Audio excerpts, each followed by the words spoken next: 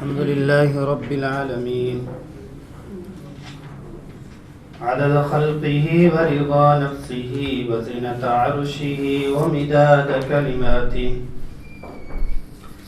اللهم صل صلاة كاملة وسلم سلاما تاما على سيدنا محمد صلى الله عليه وسلم تنحل به العقد وتنفرج به الكرب وتقضى به الحوائج وتنال به الرغائب وحسن الخواتم ويستسقى الغمام بوجهه الكريم وعلى آله وصحبه في كل لمحة ونفس بعدد كل معلوم لك. ایک مسلمان کا اپنا آپ جاننا اتنا ضروری نہیں جتنا کہ رسول اللہ صلی اللہ علیہ وسلم کے بارے میں جاننا ضروری. ایک مسلمان کا سب سے بڑا سرمایہ رسول اللہ صلی اللہ علیہ وسلم سے محبت ہے. آقا دو جہاں صلی اللہ علیہ وسلم کی حیات طیبہ کا ہم دورہ کر رہے، حیات طیبہ سے ہم گزر رہے، حیات طیبہ کو ہم دیکھ رہے، حیات طیبہ کو ہم سن رہے، جس کا مقصود جمع ہونے کا، سننے کا، مذاکرہ کرنے کا، اہتمام کرنے کا کہ رسول اللہ صلی اللہ علیہ وسلم سے ہمیں محبت مزید بڑھ جائے، مزید ہو جائے. اور ایک چیز محبت ہوتی ہے اور ایک چیز محبت میں مچلنا ہوتا ہے، محبت میں تڑپنا ہوتا ہے.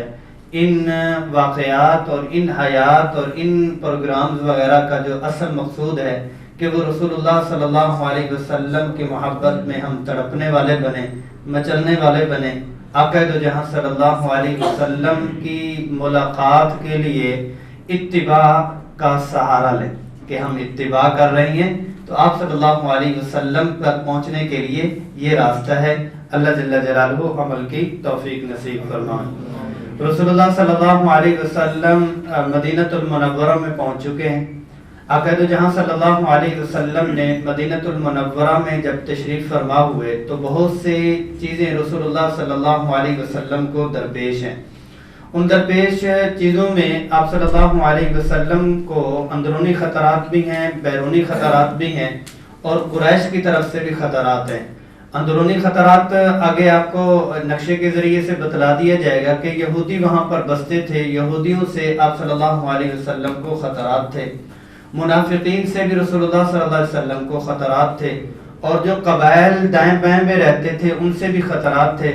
اور جو قریش والے تھے وہ تو ان کو پتہ نہیں چل رہا تھا کہ کس طرف گئے ہیں. جب ان کو پتہ چل گیا کہ یہ مدینہ المنورہ میں پہنچے ہیں تو وہ پھر آرام سے نہیں بیٹھے.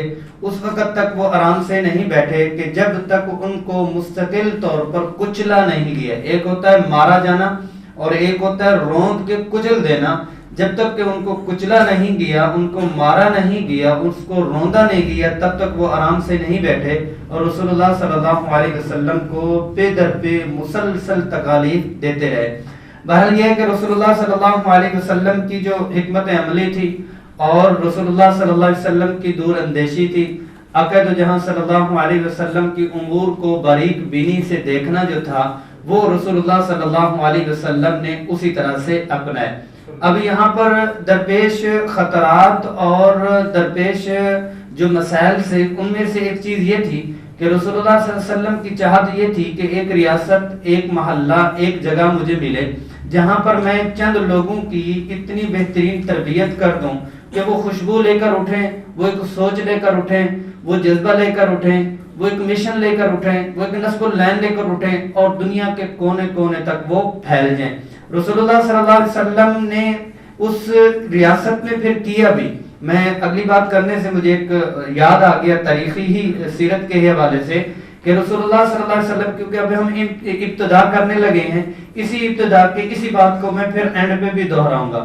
آقا جہاں صلی اللہ علیہ وسلم مکہ المکرمہ 13 سال گزارنے کے بعد جب مدینہ المنورہ میں تشریف لاتے ہیں، جو مکہ المکرمہ والے مسلمان ہوتے ہیں وہ تقریباً 140 کے قریب ہیں، اور رسول اللہ صلی اللہ علیہ وسلم جب اس دنیا سے وصال فرماتے ہیں ان 140 میں سے صرف 50 ہی ہوتے ہیں. جب وصال ہوتا ہے ان 140 میں سے صرف 50 ہی ہوتے ہیں، اور مکہ مدینہ المنورہ کے جو مسلمان ہیں مدینہ المنورہ کے بھی بڑے شاہکار ہیں، لیکن ان 50 کا جو کردار ایمان کے لیے، اسلام کے لیے، گورنری تھی یا ان کی ملوکیت کے جو بھی نظام تھا، وہ رسول اللہ صلی اللہ علیہ وسلم ان میں وہ ترکیب فرما کے چلے گئے. اگر تو جہاں صلی اللہ علیہ وسلم نے سب سے پہلا پروجیکٹ جو مدینہ المنورہ میں شروع کیا وہ مسجد ہے. سب سے پہلے مسجد بنائی اور فرمایا کہ مسلمان کی زندگی مسجد کے گرد گھومتی ہے. یہ نہیں فرمایا کہ مسلمان کی عبادات، سوچنے کی بات ہے تھوڑی سی، مسلمان کی عبادات نہیں فرمایا، مسلمان کی مکمل زندگی کس کے ساتھ ہے؟ مسجد کے ساتھ ہے. تو سب سے پہلے مسجد، جہاں پر اونٹنی بیٹھی تھی اور رسول اللہ صلی اللہ علیہ وسلم وہاں سے اٹھ کے چلے گئے تو نظر پڑی، اور نظر میں ایک چھپڑ سا تھا چھوڑا، سہل اور سہیل 2 بھائی تھے ان کا تھا. تو رسول اللہ صلی اللہ علیہ وسلم نے فرمایا کہ ان سے خرید لیتے ہیں. وہ یتیم تھے. فرمایا یا رسول اللہ ہم آپ کو ویسے گفٹ دیتے ہیں. فرمایا نہیں، گفٹ میں نہیں لوں گا بلکہ خرید کے ہی لیں گے. رسول اللہ صلی اللہ علیہ وسلم نے یہ مسجد بنوانا شروع کر دی اور خود بھی کام کرنا ساتھ ساتھ شروع کر دیا. اصحاب کہتے ہیں کہ آقا دو جہاں صلی اللہ علیہ وسلم بڑے بڑے پتھر اٹھاتے کہ آپ صلی اللہ علیہ وسلم سے مکمل کمر بھی نہیں ہوتی تھی، اور صحابہ کو حوصلہ افزائی فرما رہی ہیں کہ اللہم لا خیر الا خیر الآخرہ، لا حیات الا حیات الآخرہ، اللہم اغفر الانصار والمہاجرہ، مہاجرین اور انصار کی مغفرت فرما. آخرت ہی کی زندگی ہے. رسول اللہ صلی اللہ علیہ وسلم نے 60 گز یہ لمبی ہے اور 54 گز یہ چوڑی مسجد تیار فرمائی. چھوٹی سی مسجد، 60 اور 54 گز کی یہ مسجد ہے. اور مسجد میں نیچے چٹائیاں کیا ہیں؟ کچھ بھی نہیں، فرش بھی کچھ بھی نہیں، اور کچی اینٹوں کی یہ مسجد بنائی گئی. اوپر جو لینٹر ڈالا گیا مسجد کے اوپر وہ کھجور کے تنے کا ڈالا گیا اور یہ مسجد بنائی گئی. مسجد ہے اور مسجد کے ساتھ میں آپ صلی اللہ علیہ وسلم نے 2 گھر تیار فرمائے. حضرت سودا رضی اللہ عنہا کے لیے، حضرت عائشہ رضی اللہ عنہا کے لیے 2 گھر تیار ہوئے. اور یہ جو 2 گھر تیار ہوئے اور یہ کتنے تھے؟ یہ 7 بائی 8، 10 گز لمبا ہے اور 10 اس طرح سے یہ پورا کا پورا گھر ایک کمرہ ہی ہوا کرتا تھا. یہ گھر ہیں اور گھر کے اوپر جو چھت ہے، جو اوپر ہاتھ لگائے تو ہاتھ لگ جاتا ہے، اور اوپر اس کا جو لینٹر ڈالا گیا ہے وہ بھی کھجور کی چھال ڈالی گئی. اچھا، دروازے کس چیز کے ہیں؟ دروازے کس چیز کے ہیں؟ وہ کمبل کے دروازے، کمبل کے دروازے ہیں. یہ شہنشاہ اعظم کا گھر ہے صلی اللہ علیہ وسلم.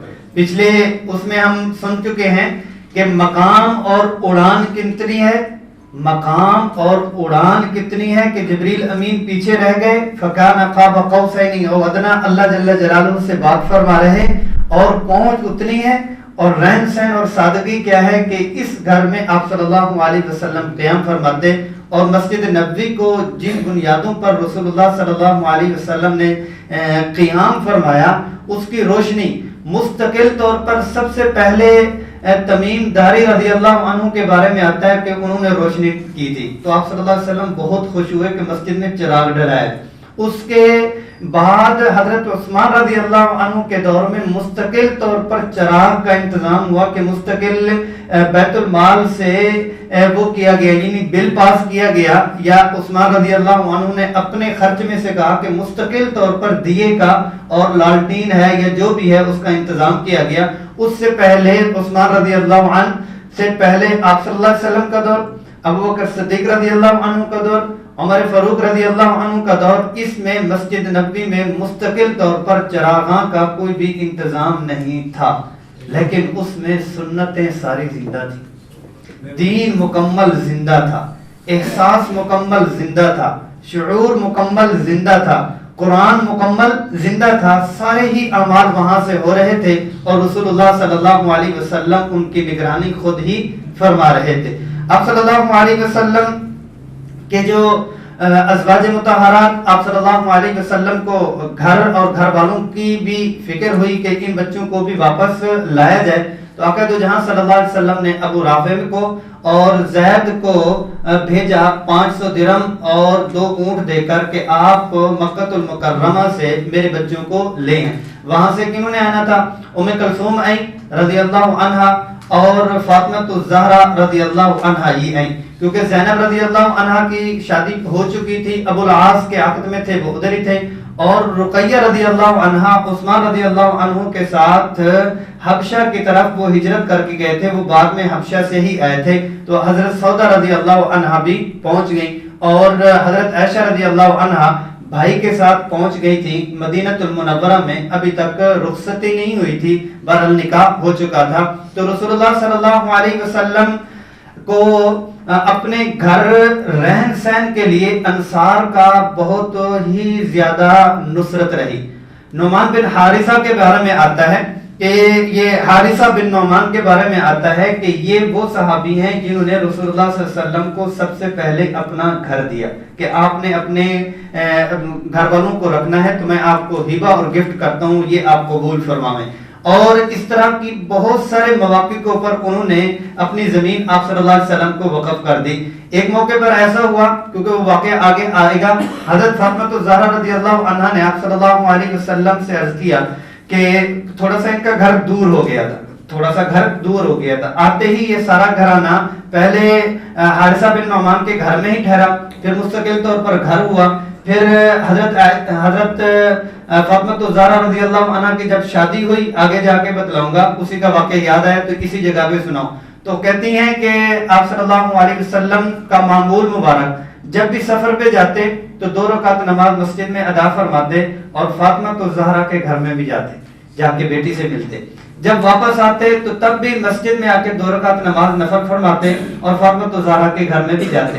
گھر تھوڑا دور ہوا تو آپ صلی اللہ علیہ وسلم کا جانا تھوڑا سا کم ہوا، تو فرمایا کہ اگر میرا گھر بھی آپ کے قریب ہو جائے، تو آپ صلی اللہ علیہ وسلم نے فرمایا دل تو ہے لیکن کیا کروں کہ آپ کا گھر کیسے قریب ہو، تو اس پر فرمانے لگی کہ حارثہ سے اگر آپ کہہ لیں، حارثہ سے اگر آپ کہہ لیں تو وہ آپ کو گھر دے دے۔ فرمایا بیٹا میں اپنی ذات اور بچوں کے لیے سوال نہیں کروں، اپنی ذات اور بچوں کے لیے سوال نہیں کروں گا۔ بہرحال یہ ہے کہ ان تک بات پہنچ گئی، ان تک بات پہنچ گئی کہ بات گھر میں ایسے چلی، اور رسول اللہ صلی اللہ علیہ وسلم نے وہ مانگنے سے اور گفٹ لینے سے انکار کر دیا، بھاگتے ہوئے یا رسول اللہ سارا کچھ ہی آپ کا ہے، آپ کو جتنا چاہیے وہ لے لیں۔ تو پھر مسجد نبی کے قریب میں فاطمہ الزہرا کا بھی گھر وہیں پر ہی بن گیا، علی رضی اللہ عنہ بھی وہیں پر ہی رہا کرتے تھے۔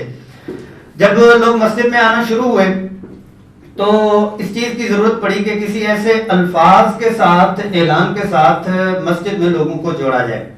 عمر رضی اللہ عنہ نے بھی فرمایا، دوسروں نے بھی وہ رائے دی، تو الصلاۃ جامعۃ کی اونچی آواز لگتی، اعلان ہوتا الصلاۃ جامعۃ، نماز کھڑی ہو گئی ہے، نماز تیار ہے، تو اس کے لیے سارے ہی لوگ جمع ہوتے۔ اب آپ صلی اللہ علیہ وسلم اور حضرت عمر رضی اللہ عنہ اور دوسرے اصحاب سے بھی فرمایا جا رہا کہ چلو ٹھیک ہے، اس کو الصلاۃ جامعۃ کو ہم برقرار تو رکھتے ہیں، لیکن سوچیں کہ کوئی ایسے الفاظ ہونے چاہیے۔ تو اس پر کیا ہوا کہ حضرت عبداللہ بن زید انصاری رضی اللہ عنہ کو خواب میں آئی، یہ جو ہم اذان دیتے ہیں یہ اذان خواب میں آئی، تو آپ صلی اللہ علیہ وسلم کو صبح آ کے یہ بتلانے لگے کہ ایسے ہے کہ یہ والے الفاظ تھے، اللہ اکبر اللہ اکبر اللہ اکبر اللہ اکبر، یہ الفاظ سارے ہی دہرا رہے تھے۔ اتنی دیر میں عمر رضی اللہ عنہ اپنا تہمت باندھتے باندھتے اور گھسٹتے گھسٹتے فوراً پہنچے، یا رسول اللہ یہ والے جو الفاظ اور یہ والے انداز ہے یہ میں نے ابھی خواب میں دیکھے۔ تو انہوں نے فرمایا میں نے بھی یہ خواب میں دیکھے۔ تو آپ صلی اللہ علیہ وسلم نے فرمایا کہ یہی اذان ہے اور اسی کے ذریعے سے ہی مسلمانوں کو اب بلایا جائے گا۔ تو اذان بھی پہلے سال میں اللہ جل جلالہ نے مسلمانوں کو عطا فرما دی۔ آقا تو جہاں صلی اللہ علیہ وسلم نے جو انصار اور مہاجرین تھے پہلے میں آپ کو بتلا دوں کہ انصار کس کو کہتے ہیں اور مہاجر کس کو کہتے ہیں. انصار نصرت سے ہے. نصرت کہتے ہیں مدد کرنا. جو مدینہ المنورہ میں جنہوں نے مدد کی ان کو انصار کہتے ہیں. ان کو انصار، انصاری مفرد ہے، انصار ان کی جمع ہے. اور مہاجر جو ہجرت کرنے والے ہوتے ہیں، مکہ المکرمہ سے جنہوں نے ہجرت مدینہ المنورہ کی طرف کی وہ مہاجر، اور ان کی جمع مہاجرون بھی آتا ہے اور مہاجرین بھی آتا ہے. آپ صلی اللہ علیہ وسلم نے ان دونوں کے درمیان میں مواخات، بھائی چارگی کہا کہ ایک دوسرے کا بھائی ہے. 90 کے قریب مہاجرین مکہ المکرمہ سے ہے، اور یہ جو مکہ المکرمہ سے ہے یہ ایسی ہجرت نہیں تھی جو آج کل ہم ہجرت کرتے ہیں. جنہوں نے ہجرت کی مستقل طور پر سب کچھ چھوڑا اور چھوڑ کر مکہ المکرمہ میں آ گئے. آپ صلی اللہ علیہ وسلم نے جب بھائی بنایا تو اتنا بھائی بنایا کہ ان کو پہلے وراثت میں بھی اللہ کی طرف سے حکم تھا، بعد میں اللہ کی طرف سے چھوٹ آ گئی کہ وراثت میں نہیں ہوگا ویسے ہوگا. اور حضرت سعد بن ربیع رضی اللہ عنہ کے بارے میں آتا ہے جب ان کو حضرت عبد الرحمن بن عوف رضی اللہ عنہ کے ساتھ جوڑا گیا کہ یہ آپ کے بھائی ہیں، گھر گئے فرمایا کہ 2 میری بیویاں ہیں، ان میں سے جو آپ کو پسند ہو میں بھی طلاق دیتا ہوں، وہ اپنی عدت پوری کرے گی اور آپ کے ساتھ نکاح کرے گی. یہ کہنا بڑا آسان ہے، یہ کہنا بڑا آسان ہے. اگر اس پس منظر میں جائیں، اس پس منظر میں جائیں جو عربوں کا پس منظر ہے، اور پھر اس پس منظر میں جائیں جو اوس اور خزرج اور ان کی ایک جو جنگوں کا اور غیرت کے نام پہ اوپر جنگ، اور عورت کا نام بھی وہ نہیں لیتے تھے، لیکن اس موقع پر اپنی بیوی دونوں ہی پیش کر دیں کہ ان میں سے جو پسند ہو میں طلاق دینے کو تیار ہوں. یہ رسول اللہ صلی اللہ علیہ وسلم نے اپنے پیارے اخلاق اور انداز سے ان کے اندر شیریں بھر دی تھی کہ اس طرح سے وہ اپنے اندر مواخات اور اپنے جو دوسرے مہاجر تھے ان کے پر سب کچھ لٹانے کو تیار تھے. پھر مہاجرین نے بھی جو قربانی دی وہ بھی بڑی کمال کی قربانی ہے. پھر اسی ساتھ میں کچھ اور بھی واقعات رونما ہوئے. اس میں عبداللہ ابن سلام جو یہودی عالم تھے، یہ رسول اللہ صلی اللہ علیہ وسلم کے پاس ہے، اور آقا دو جہاں صلی اللہ علیہ وسلم سے بات کرتے ہوئے فوراً ہی انہوں نے پہچان لیا، فوراً ہی انہوں نے پہچان لیا، کیونکہ یہودی لوگ بعد میں آ رہا ہے قرآن مجید کی تفاسیر میں انہوں نے جتنے پتے تھے ان کو جو علوم دیے گئے تھے انہوں نے غلط استعمال کیے. عبداللہ ابن سلام فرماتے ہیں کہ میں جب گیا تو جا کے دیکھا تو آپ صلی اللہ علیہ وسلم نے جو سب سے پہلے لفظ میں انہیں ان کی زبان مبارک سے سنا، فرما رہے تھے افشوا السلام واطعموا الطعام وصلوا باللیل والناس نیام. لوگوں سلام کو پھیلاتے رہو، لوگوں میں کھانا کھلاتے رہو، لوگوں اس وقت تم نماز کی ادائیگی اور اہتمام کرو جب سارے لوگ سوئے ہوئے ہوں. تو جب یہ بات سنی اور نشانیاں میں نے پہچان لی تو میں رسول اللہ صلی اللہ علیہ وسلم پر ایمان لے آیا. ایسے ہی سلیمان فارسی رضی اللہ عنہ کے بارے میں بھی آتا ہے کہ انہوں نے بھی اسلام کو قبول کیا، اور ان کا اسلام قبول کرنا تو عجیب ان کی چاہت، اور ان کو اللہ جل جلالہ نے جتنے اسفار کروائے ان کے بارے میں آتا ہے 250 سال عمر پائی، 250 سال عمر پائی. انہوں نے یہودیت بھی اختیار کی، عیسائیت بھی اختیار کی، اور بہت سارے نجومیوں کے پاس بھی گئے، اور ان کو بتلایا گیا تھا کہ یثرب میں نخلستان میں ایک نبی آخر الزمان آنے والے ہیں، وہاں پر آپ خود اپنا واقعہ سناتے ہیں. کہتے ہیں کہ میں اپنے مالک کے جو باغ تھا اس میں اوپر چوٹی کے اوپر کھجور توڑ رہا تھا. کھجور جب توڑ رہا تھا کیونکہ یہ تو اسی وجہ سے مدینہ المنورہ میں غلام بن کے گئے تھے اور وہاں پر یہ غلامی کیا کرتے تھے. جب ان کو پتہ چلا یہ اوپر ہیں، نیچے سردار بات کر رہے تھے کہ ہمارے ہاں ایک مکہ سے نوجوان آیا ہے اور اوس اور خزرج والے ان کو لے کے آئے ہیں. انہوں نے باتیں شروع کی ہیں اور اس طرح سے کی ہیں. تو کہتے میں وہیں پر ہی کانپنا شروع ہوا، کب کبانا میری جو ہے نا کب کبھی تاری ہو گئی. نیچے مجھے مالک اور دوسرے کہتے ہیں آپ کو اوپر کیا ہوا، کیسے ہو؟ کہتے مجھے اتارو مجھے اتارو مجھے اتارو. کہتے میں اترا اور سب سے پہلے میں نے جا کے کام کیا. 3 نشانیاں پہلے سے ہی ان کو نجومی نے بتلا دی تھی کہ یہ جا کے آزمانا اور اس طرف جو ہے وہ آئیں گے اور ان سے جا کر ان کے ہاتھ کے اوپر بیعت کرنا. گئے ہیں جاتے کہتے ہیں پہلے دن میں نے کھجور دی، میں نے کہا یہ صدقے کی کھجور ہے آپ لے لیں، تو آپ صلی اللہ علیہ وسلم نے تقسیم فرما دی، فرمایا کہ ہم صدقہ نہیں کھاتے، کہتے چلو کام بن گئے، کام بن گئے۔ دوسرے دن گئے، پھر جا کے پیش کی، یہ آپ کو جی گفٹ ہے، ہدیہ ہے، تو آپ صلی اللہ علیہ وسلم نے نوش فرمایا کہ ہاں ہدیہ ہم لے لیتے ہیں، کہتے ہیں ہاں ٹھیک ہے۔ آپ صلی اللہ علیہ وسلم نے جو ہی یوں فرمایا تو انہوں نے کاشیانہ، مطلب یہ ہے کہ دونوں کندھوں کے درمیان میں جو رسول اللہ صلی اللہ علیہ وسلم کو ایک جو کبوتر کا انڈا ہے اس کے برابر کی مہر محمد رسول اللہ لکھی ہوئی تھی اللہ کی طرف سے، ان کے اوپر نظر بھی پڑ لی، اور تو وہیں پر ہی رسول اللہ صلی اللہ علیہ وسلم کے سامنے ہاتھ پھیلایا، اشہد ان لا الہ الا اللہ واشہد انک رسول اللہ، کہ اللہ جل جلالہ پہ میں ایمان رکھتا ہوں کہ وہی اللہ ہیں اور آپ اللہ کے رسول ہیں، وہ فوراً ہی ایمان لے آئے۔ بعد میں جب ایمان لائے اور ان کو جو تکالیف دی گئی، ان تکالیف میں رسول اللہ صلی اللہ علیہ وسلم نے ان کو مکاتبت کا فرمایا، اور مکاتبت کا فرما کے فرمایا کہ اصحاب سے فرمایا کہ سارے ہی اپنی ایک ایک کھجور لے کے آؤ۔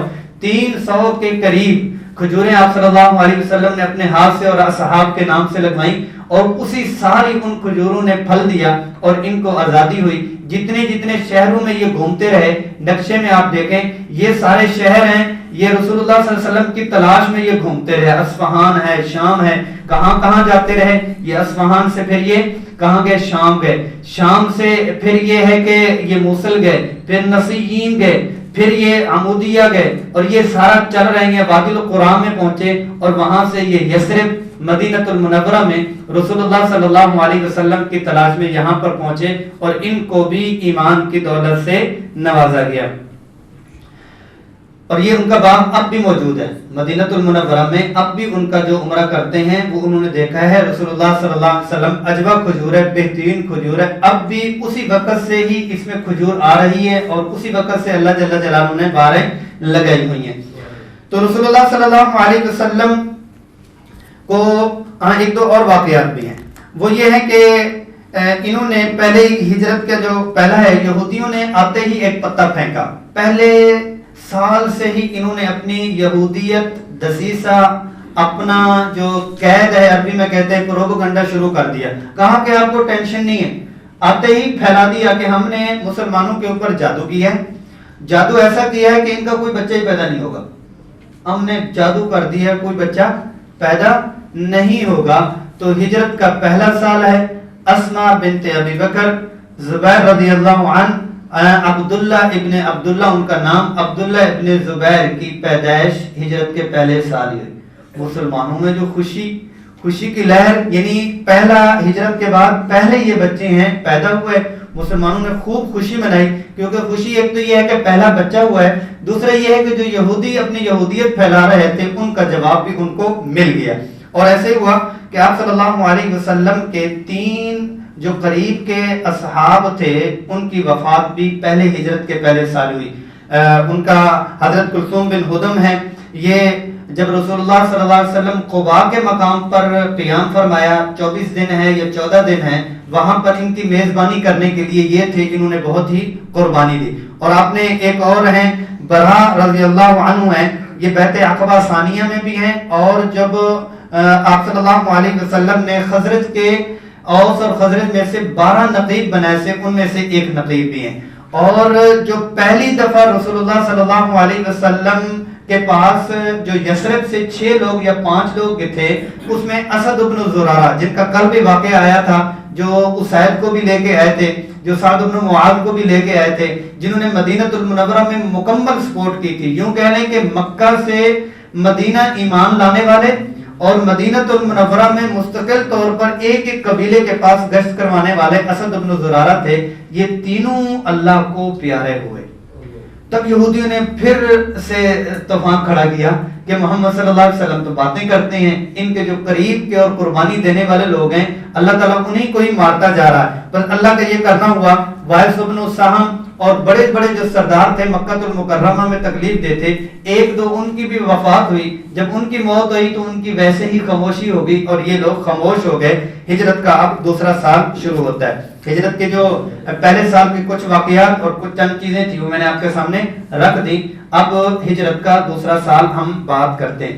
ہجرت کے دوسرے سال میں مختلف قسم کی آپ صلی اللہ علیہ وسلم کو جو مدینہ المنورہ میں مشکلات تھی، ان مشکلات میں آپ صلی اللہ علیہ وسلم نے کچھ ایک دو واقعات میں آپ کو سنا کے پھر اس طرف چلتا ہوں جو بات میں شروع کرنے لگا، کیونکہ دوسرے سال میں غزوہ بدر بھی ہوا اور یہ ایک دوسرے سال کا بھی ہے اور اسلام کی مکمل تاریخ کا بھی ہے اور انسانیت کی بھی مکمل تاریخ کا یہ غزوہ بدر ہے جس پہ اللہ جل جلالہ نے مسلمانوں کو نوازا۔ ہجرت کے دوسرے سال میں مختلف قسم کے واقعات میں ایک واقعہ وہ تحویل قبلہ کا بھی ہوا۔ تحویل قبلہ، قبلہ کی تبدیلی ہوئی۔ رسول اللہ صلی اللہ علیہ وسلم جب مکہ المکرمہ میں تھے تو ایسے نماز پڑھا کرتے تھے کہ کعبہ بھی سامنے ہوتا اور بیت المقدس بھی سامنے ہوتا، اور جب مدینہ المنورہ میں تشریف فرما ہوئے تو بیت المقدس کی طرف نماز کر کے پڑھتے، منہ کر کے پڑھتے تھے، جو تقریباً رسول اللہ صلی اللہ علیہ وسلم نے 16 یا 17 ماہ تک اس طرف منہ کر کے نماز ادا فرمائی۔ اور یہودی اس چیز کو کہتے تھے کہ بنیادیں تو ہماری ہی ہیں اور ہمارے ہی قبلہ ہے اور وہیں سے ہی انہوں نے کاپی کی ہے اور ہمیں ہی یہ بتلاتے رہتے ہیں۔ اب جب آپ صلی اللہ علیہ وسلم کی اندر کی چاہت تھی اور اس چاہت کو بھی اللہ جل جلالہ نے جب فرمایا تو اس کا نقشہ بھی فرمایا۔ قَدْ نَرَى تَقَلُّبَ وَجْهِكَ فِي السَّمَاءِ فَلَنُوَلِّيَنَّكَ قِبْلَةً تَرْضَاهَا۔ آپ صلی اللہ علیہ وسلم کو جب نماز پڑھنا شروع فرماتے ایک چاہت سی ہوتی میں بیت المقدس کی طرف منہ کر کے نماز پڑھ رہا ہوں، کاش کہ میں بیت اللہ کی طرف منہ کر کے پڑھوں، اور تھوڑا سا انتظار یوں بھی فرماتے شاید نماز سے پہلے اوپر سے وحی آ جائے، اور یہ ایک چاہت تھی۔ تو اللہ جل جلالہ نے بتاتے ہوئے قَدْ نَرَى تَقَلُّبَ وَجْهِكَ فِي السَّمَاءِ، جی آپ کا جو مڑ مڑ کے اوپر کو طرف دیکھنا ہے ہمیں پتہ چل گیا آپ کیوں دیکھتے ہیں، آپ کیوں دیکھتے ہیں، آپ کی چاہت یہ ہے۔ فَوَلِّ وَجْهَكَ شَطْرَ الْمَسْجِدِ الْحَرَامِ، مسجد حرام کی طرف آپ اپنا منہ کر لیں، اور سارے احکام بتلا دیے۔ اور رسول اللہ صلی اللہ علیہ وسلم قبیلہ بنی سلمہ میں ظہر کی نماز یہ ادا فرما رہے تھے، ظہر کی نماز کے درمیان ہی یہ ہوا، اور اسی وقت ہی قبلے کی میں ہی نماز کے اندر ہی رسول اللہ صلی اللہ علیہ وسلم نے منہ پھیر لیا۔ اس میں ایک اور روایت آتی ہے کہ ظہر میں آئے تھے، چند لوگوں نے پڑھی اور پھر بنو سلمہ قبیلے میں وہ گئے تو انہوں نے پیچھے سے آواز دی کہ قبلہ تبدیل ہو چکا اور آپ لوگ نماز پڑھ رہے ہیں، تو نماز کے بیچ میں ہی انہوں نے قبلہ تبدیل فرمایا، اور قبلہ تائیں دو قبلوں والی مسجد جو عمرہ کرنے کے لیے جاتے ہیں وہ زیارت بھی کر کے آتے ہیں۔ مسلمانوں کے اطاعت اور مسلمانوں کے اوپر اللہ جل جلالہ نے یہ رحمت اور کرم والا معاملہ فرمایا۔ دوسرا پارہ ہے، دوسرے پارے کا تقریباً ایک پاؤ پورا ہی اللہ جل جلالہ نے یہ فرمایا کہ جب تحویل قبلہ ہو چکا اب یہ طوفان بدتمیزی انہوں نے شروع کر دیا۔ جی اچھا یہ بتائیں کہ 16 اور 17 ماہ انہوں نے نمازیں پڑھائی ہیں، تو نمازیں پڑھی ہیں، اگر وہ قبلہ غلط تھا تو پھر ان کی نمازیں کہاں گئیں؟ اگر قبلہ غلط تھا تو ان کی نمازیں کہاں گئی ہیں؟ اگر قبلہ ٹھیک ہے تو پھر انہوں نے تبدیل کیوں کر لیا ہے؟ یعنی اس قسم کے الجھاؤ کے بہت سارے پورا آدھا پاؤ کے قریب یہ باتیں ہیں۔ اللہ جل جلالہ نے ان اللہ لا یضیع اجر المحسنین فرما کے ساری تسلیاں دے کے ایک پاؤ کے بعد اللہ پاک نے فرمایا ان کو بتائیں کہ آپ نے جو نیکی کے معیار اور باتوں کے معیار بنا دیے ہیں کہ اس طرف منہ کر لو یا اس طرف منہ کر لو، کہ آپ کو اصل طور پر کون سے معیار اپنانے چاہیے۔ جب اللہ جل جلالہ نے ساری وہ تفصیل بنائی، لیس البر ان تولوا وجوهکم قبل المشرق والمغرب ولکن البر من آمن باللہ والیوم الآخر، تو پھر یہ سارا کا سارا طوفان تھم گیا اور یہ اپنے آپ میں ہی رہ گئے۔ دوسرا یہ ہوا کہ اللہ جل جلالہ نے مسلمانوں کو ہجرت کے دوسرے سال میں اذن للذین یقاتلون بانہم ظلموا وان اللہ علی نصرہم لقدیر، کہ اللہ جل جلالہ نے اب ان کو جہاد اور قتال کی اجازت دی۔ مکی صورتیں جتنی بھی ہیں مکی صورتیں جتنی بھی ہیں ابتدا میں یا آخر میں ساری توحید ہے، جلال ہے، اور جلال تر جلال ہے، فصاحت اور بلاغت کا کمال ہے، اور وصبر صبرن وصبر وصبر استعمال ہوا ہے، صبر صبر صبر صبر، یہ صبر کروایا جا رہا ہے کہ اب ہم کیا کریں، ہمیں کچھ کرنا ہی چاہیے یا نہیں کرنا چاہیے. وصبر یہ ہے کہ آپ صبر کرو، جب موقع آئے گا تو غزوہ بدر میں آپ کے لیے ضرور ہی لگاؤں گا، میں آپ کے لیے غزوہ بدر ضرور لگاؤں گا. مسلمانوں کو اجازت دے دی گئی، لیکن یہ اجازت مشروط تھی اور اعلاء کلمت اللہ کے لیے، کہ اللہ کے کلمے کو بلند کرنے کے لیے جہاد اور قتال کا اللہ جل جلالہ نے کیا کیا کہ اللہ جل جلالہ نے یہ حکم دیا. بہت ساری دنیا اس چیز پہ وہ کہتی ہے کہ مسلمانوں کا یہ والا جو نظریہ ہے، یہ نظریہ ختم ہو جائے تو مسلمان بہت ہی اچھے ہیں. لیکن یہ ہے کہ ہر مرض کا علاج ٹیکا اور گولی نہیں ہوتا، ہر مرض کا علاج صرف جو ہے وہ سکون نہیں ہوتا، کچھ آپریشن بھی کرنا پڑتا ہے، ہاتھ کو کاٹنا بھی پڑتا ہے اور جسم کو بچانا بھی پڑتا ہے. تو اسلام نے بھی اسی بنیاد کے اوپر ہی یہ احکام دیے ہیں کہ سارے کام تبلیغ سے، تصوف سے، تزکیے سے نہیں ہوں گے، بلکہ کچھ کام ایسے ہیں جو اللہ جل جلالہ نے بنیادی چیزوں میں سے ہے کہ جہاد اور قتال اللہ جل جلالہ نے دیا ہے، اور اس کا وہ نظریہ رکھنا اور اس کا وہ ایمان رکھنا. قرآن کا ایمان ہے اور سیرت کا ہے، اور آپ صلی اللہ علیہ وسلم کی ساری زندگی اب یہاں سے جب شروع ہوا ہے وہ سارا کا سارا، ہاں ٹھیک ہے اس میں اعمال شامل ہیں، اس میں سنت شامل ہے، اس میں ہدایات ساری ہیں، لیکن بنیادی طور پر نظریہ جہاد، نظریہ قتال، نظریہ جنگ، اس کے سے اگر نظریے کے طور پر ہم آگے پیچھے ہوں گے تو پھر ہم اپنے ایمان کی فکر کر لیں. جو منبر پہ بیٹھنے والا ہے یا کیمرے پہ بیٹھنے والا ہے یا لوگوں کے سامنے ہونے والا ہے، حالات جیسے کیسے بھی ہوں اس کو حق بولنا ہے. حالات جیسے کیسے کیوں نہ ہوں، مطلب سمجھا میں ہم کہتے ہیں کہ حالات کیسے ہیں، حالات ایسے تو نہیں ہیں جو مدینہ المنورہ میں تھے، اب کے حالات ایسے تو نہیں ہیں جو مکہ المکرمہ سے شروع ہو چکے ہوئے ہیں. تو اس وقت جب یہ بات کی جا سکتی ہے تو آج یہ والی بات کیوں نہیں کی جا سکتی. اللہ جل جلالہ ہمیں حق کہنے اور سننے کی توفیق نصیب فرمائے. رسول اللہ صلی اللہ علیہ وسلم نے مدینہ المنورہ میں بہت سارے سرایا اور غزوات آتے ہیں. سریہ کی جمع ہے، اور سرایا اس کو کہتے ہیں جس کو آپ صلی اللہ علیہ وسلم نے اپنے طور پر ان کو تیار کے لیے، جنگ کے لیے بھیجا ہو، اور اس میں جنگ ہوئی ہو یا نہ ہوئی ہو اس کو آپ صلی اللہ علیہ وسلم نے بھیجا. غزوہ اس کو کہتے ہیں کہ جس میں آپ صلی اللہ علیہ وسلم نے خود بنفس نفیس شرکت کی ہو، اس میں چاہے جنگ ہوئی ہے یا نہیں ہوئی تو وہ آپ صلی اللہ علیہ وسلم کے غزوہ ہیں. غزوات کی تعداد 27 کے قریب، 26 22 یہ آتا ہے، اور ان میں 9 میں جنگ ہوئی ہے، باقی آپ صلی اللہ علیہ وسلم کے کافی سارے سرایا ہیں. غزوہ بدر جب ہوا یعنی ہجرت کا جو دوسرا سال ہے، اس میں 8 غزوات اور سرایا ہوئے. 2 غزوے ہوئے جس میں آپ صلی اللہ علیہ وسلم نے خود بنفس نفیس شرکت فرمائی ہے، اور 6 وہ ہیں جس میں آپ صلی اللہ علیہ وسلم نے مختلف علاقوں کی طرف سے مختلف صحابہ کو بھیجا.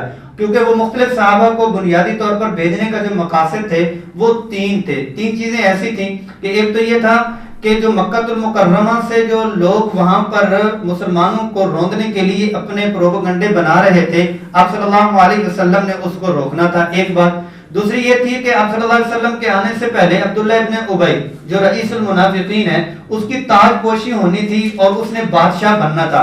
اس کو یہ نہیں پڑھا کہ حقیقی بادشاہ جب آ جائے تو پھر اور کوئی بادشاہ رہتا نہیں.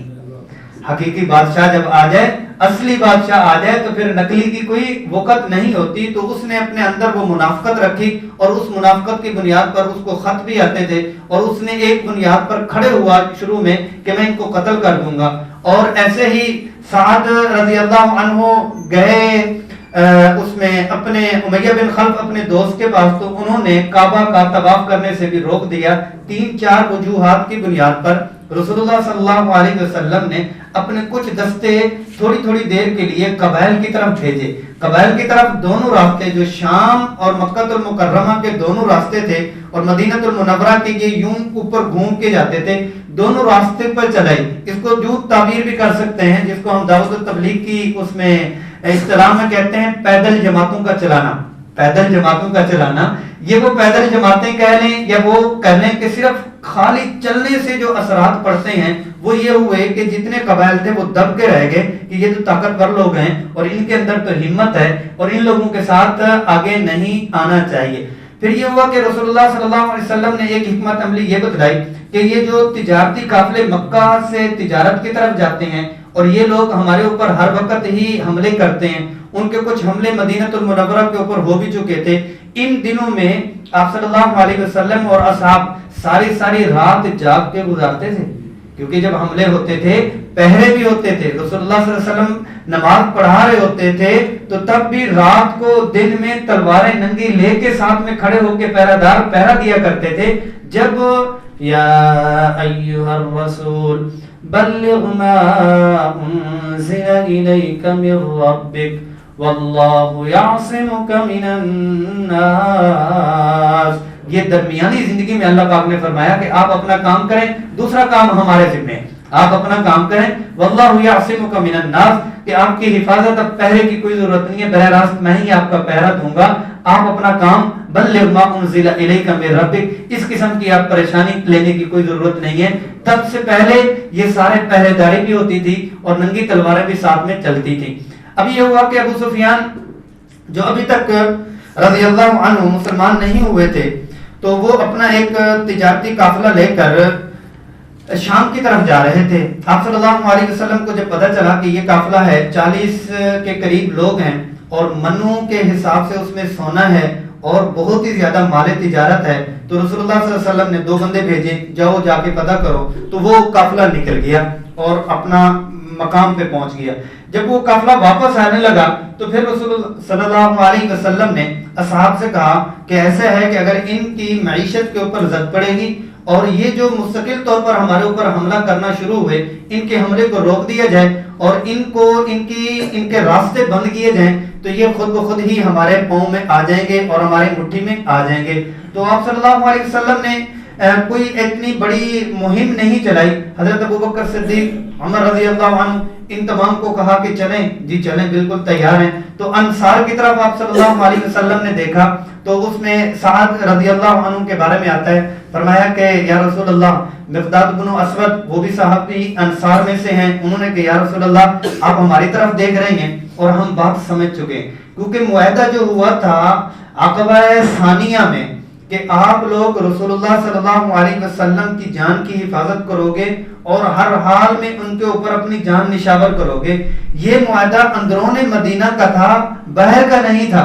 تو آپ صلی اللہ علیہ وسلم نے جب اشارہ فرمایا تو فرمایا یا رسول اللہ اب تو ہم عاشق ہو چکے ہیں, اب آپ کو اشارہ کرنے کی ضرورت نہیں ہے, ہم آپ کے ساتھ چلیں گے. آپ صلی اللہ علیہ وسلم جب یہ درویش نکلے تو اللہ اکبر, آسمان کے لیے یہ عجیب منظر تھا.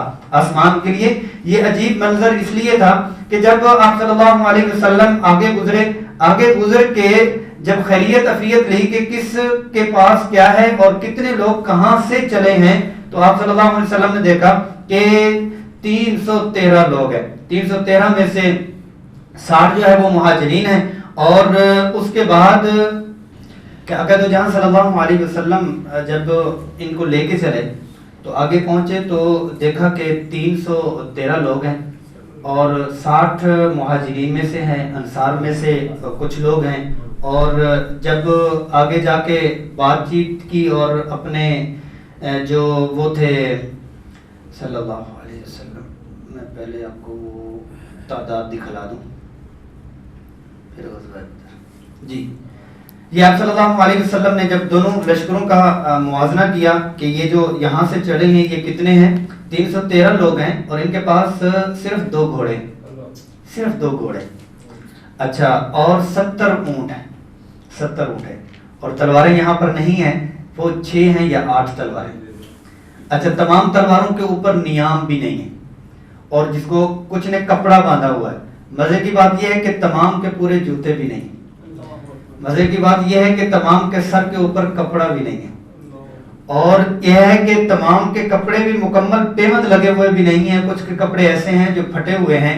مشرکین کافر کہہ رہے تھے کہ ان کے ایمان نے ان کو دیوانہ اور پاگل بنا دیا, ان کے ایمان نے ان کو دیوانہ اور پاگل بنا دیا.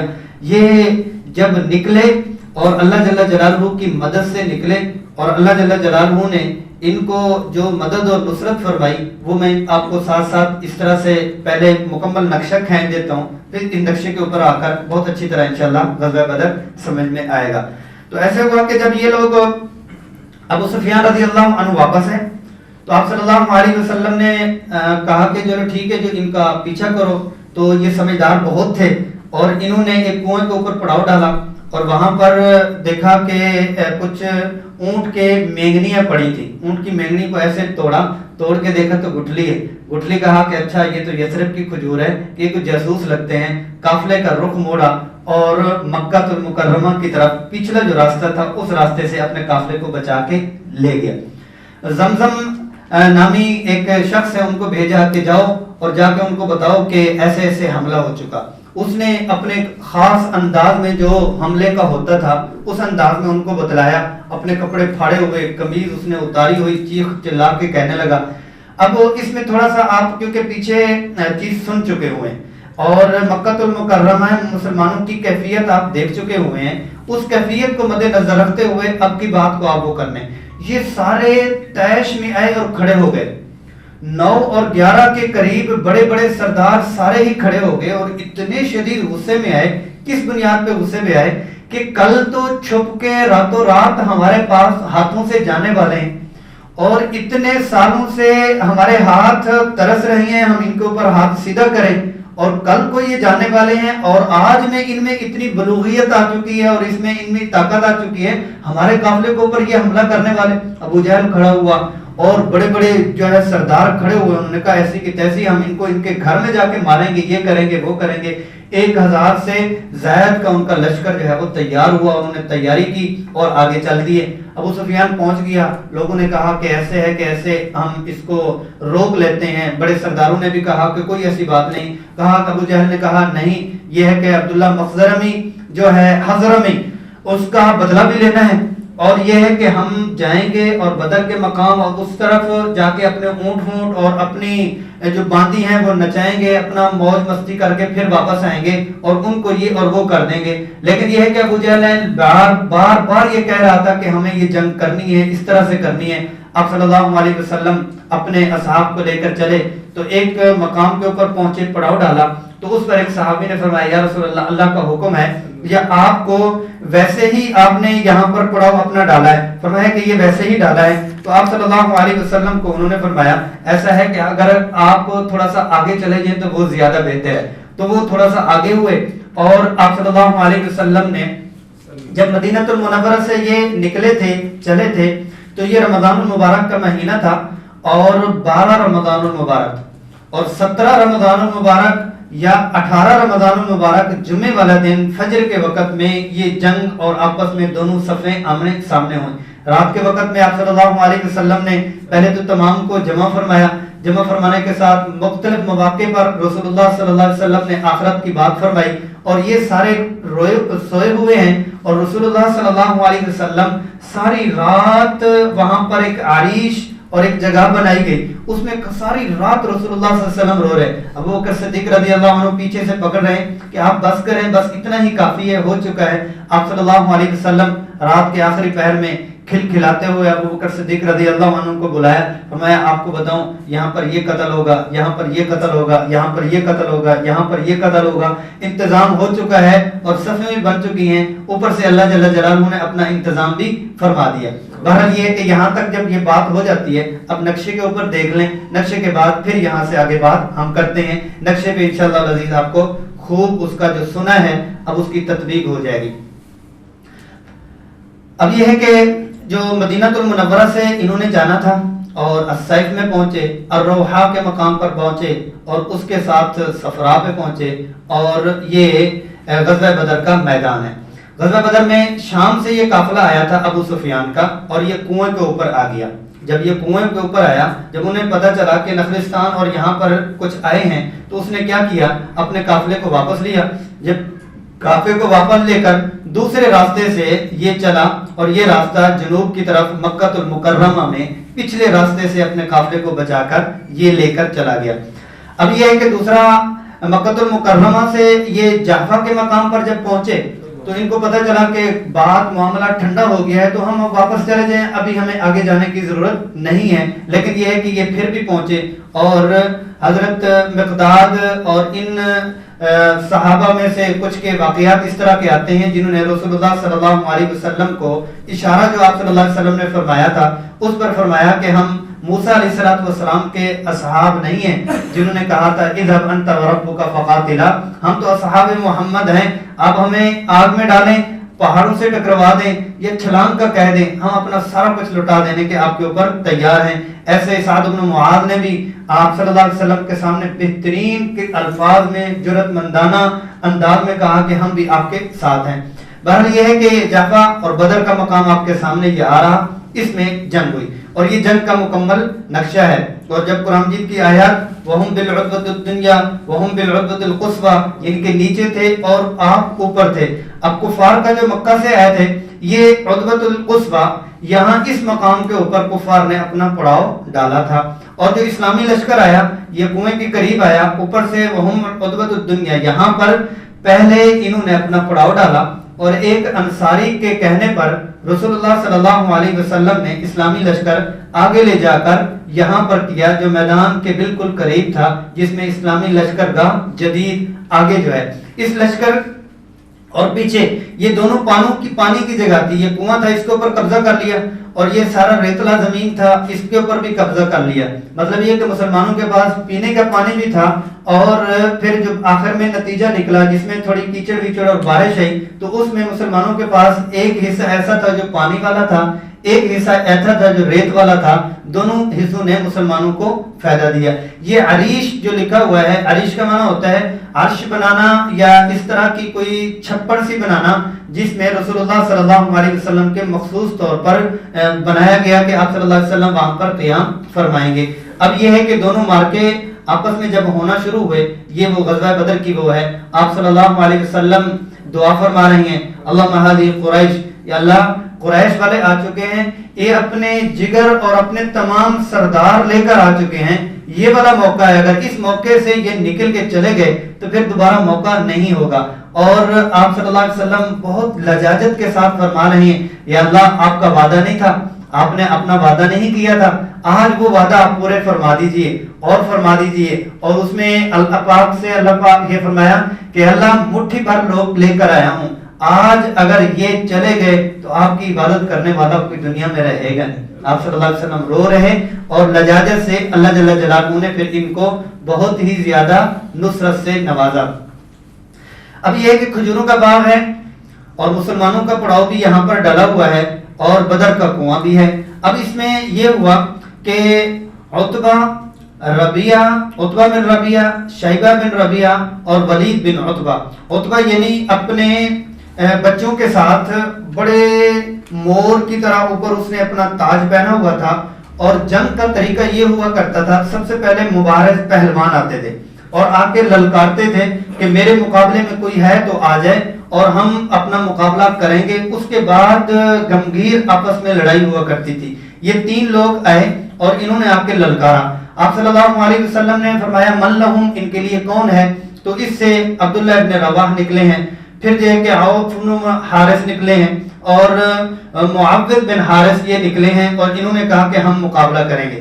دونوں طرف سے نقاب کیا ہوا ہوتا تھا اور پہچان نہیں ہوتی تھی اور جنگی لباس مکمل پہنا ہوتا تھا. من انتم، کہا کون ہو؟ انہوں نے بتایا، کہا نہیں جو اجنبی لوگ ہیں وہ نہیں، ہمارے ہم پلہ، ہمارے خونی جو رشتے ہیں وہ لاؤ، ہم پلہ سے لڑنا چاہتے ہیں، ویسے نہیں چلنا چاہتے. تو سب سے پہلے آپ صلی اللہ علیہ وسلم نے یہ واپس ہوئے اور ان کے مقابلے میں فرمایا حمزہ کھڑے ہو جاؤ رضی اللہ. حمزہ اگر یہ وہ لے رہے ہیں تو پھر کھڑے ہو جاؤ. پھر ساتھ میں عبیدہ بن حارث کو فرمایا کھڑے ہو جاؤ اور فرمایا علی ابن ابی طالب آپ بھی کھڑے ہو جاؤ. اب ان کا آپس میں ایک دوسرے کا مقابلہ ہوا، ہر ایک نے آپس میں جب لڑے تو ایک ایک وار ہی ہوا. حمزہ رضی اللہ عنہ نے تو ایک وار کیا جس پہ شیبہ بن ربیعہ ایک وار پہ ہی ختم ہو گیا، اور ایسے ہی علی ابن ابی طالب یہ ان کا ایک وار چلتا ہے اور انہی کا پھر ایک ہی چلتا ہے. جتنے غزوات ہیں یہ والا آپ دیکھیے گا، ان کا ایک چلتا ہے، پھر ایک غزوہ خیبر تک ایک چلتا ہے، اور آخر تک ان کا جس کو بھی کرتے ہیں ایک ہی وار کرتے ہیں اور چڑھتے رہتے ہیں، اور اللہ پاک نے ان کو اتنی زیادہ طاقت دی۔ اب یہ ہے کہ جب عتبہ بن ربیعہ اور عبید بن حارث کا آپس میں مقابلہ ہونے لگا تو یہ تھوڑے سے زخمی ہوئے، علی بن ابی طالب بھی پہنچ گئے اور حمزہ رضی اللہ عنہ بھی پہنچ گئے، اور انہوں نے دونوں نے مل کر ان کو ختم کیا، اور یہ مبارز مکمل آپس میں ختم ہوئے، اور دھول سی اوپر کو اٹھی اور تکبیر کی آوازیں لگی۔ یہ بڑے سردار اسی وقت ہی ٹھنڈے ہو گئے، اور ایک ایک کو اللہ جل جلالہ نے جہاں جس کا فرمایا تھا، معاذ اور معاویہ چھوٹے دو بچے ہیں اور وہ پرندوں کی طرح لپکے، اور انہوں نے جا کر ابو جہل کو جا کے قتل کیا، اور ابو جہل کو گرا دیا، اور آخر میں وہ سسکیاں لے کے لیٹا ہوا تھا۔ عبداللہ ابن مسعود رضی اللہ عنہ یہ صحابی ہیں اور مفسرین محدثین میں بہت بڑے محدث ہیں، بالکل نحیف اور کمزور سے ہیں، بالکل نحیف کمزور پتلے سے ہیں۔ تو انہوں نے جب یہ پہنچے تو کہا تصدیق کے لیے یہی ہیں، تو ان کی ابو جہل کی گردن کاٹی، ابو جہل کی گردن کاٹی۔ علماء نے پھر اس میں یہ لکھا ہے کہ عبداللہ ابن مسعود رضی اللہ عنہ بہت کمزور ہیں اور بہت متواضع عالم تھے، اور اللہ جل جلالہ نے ایک متواضع سے تکبر ترین والے بندے کی گردن کٹوائی۔ ایسے ہی جو دوسرے بڑے بڑے سردار تھے، حتیٰ کہ اس بارے میں آتا ہے کہ عباس رضی اللہ عنہ کا قد مبارک بہت اونچا تھا، اور ان کو بھی عبداللہ ابن مسعود یا ایک اور صاحب یہ وہ پکڑ کے لائے اور فرمایا کہ یہ گرفتار کر کے لائے۔ فرمایا یا رسول اللہ نہیں، انہوں نے گرفتار نہیں کیا تھا، بندے کوئی اور تھے، بندے کوئی اور تھے جنہوں نے باندھا اور دو چار لگائی اور کہا کہ یہ نکیل پکڑو اور لے جاؤ، ہمیں نہیں پتا۔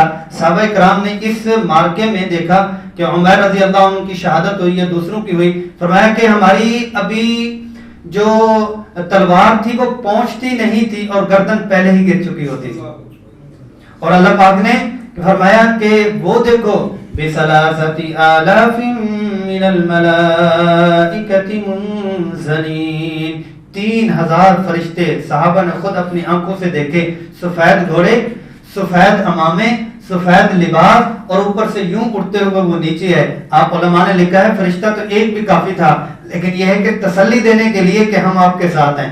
جب یہ جنگ چل رہی تھی انہوں نے پیچھے سے حکم دیا کہ مکہ المکرمہ سے کہ آؤ اور ہمارے پیچھے آؤ، 1500 کے قریب لوگ وہ پیچھے سے تیار ہوئے، اور اللہ جل جلالہ نے وحی نازل فرمائی بِخَمْسَةِ آلَافٍ مِّنَ الْمَلَائِكَةِ، پریشان نہیں ہونا، 3000 اتر چکے ہیں اور 5000 تیار ہیں، اگر ادھر سے آئیں گے تو پھر ادھر سے بھی آئیں گے۔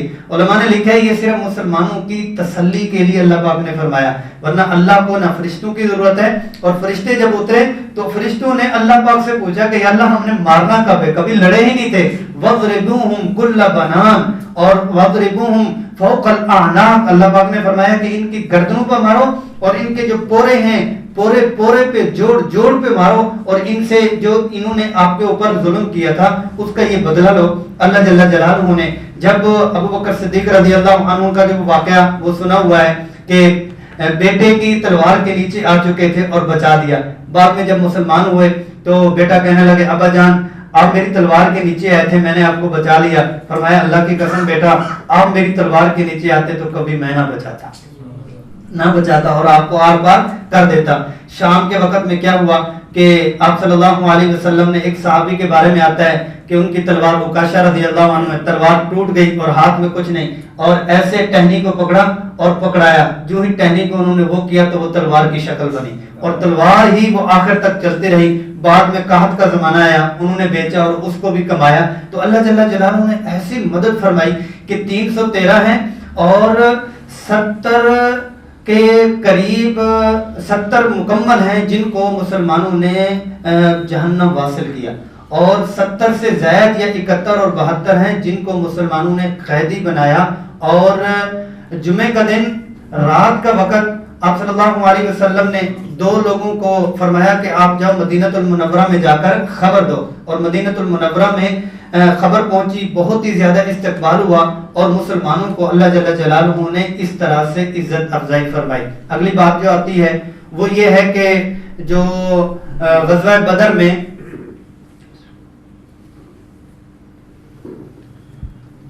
قیدی تھے ان کے ساتھ کیا کیا گیا؟